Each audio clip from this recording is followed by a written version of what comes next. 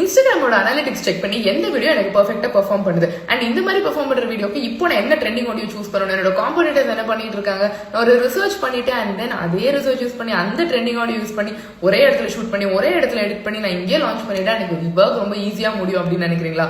உங்களுக்காகவே தான் இன்ஸ்டாகிராமோட நியூ எடிட்ஸ் ஆப் அப்படின்னு லான்ச் ஆயிருக்கு. இப்பவே உங்க பிளே ஸ்டோர் போங்க, play store or app store போயிட்டு எடிட்ஸ் அப்படின்னு சூஸ் பண்ணுங்க.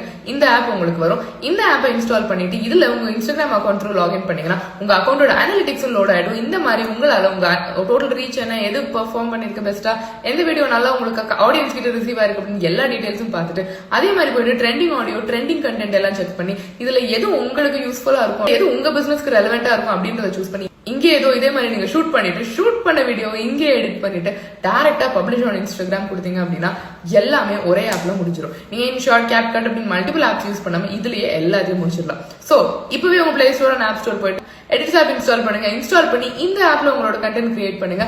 கிரியேட் பண்ணிட்டு இன்ஸ்டாகிராம்ல சூப்பரா க்ரோ ஆகுங்க.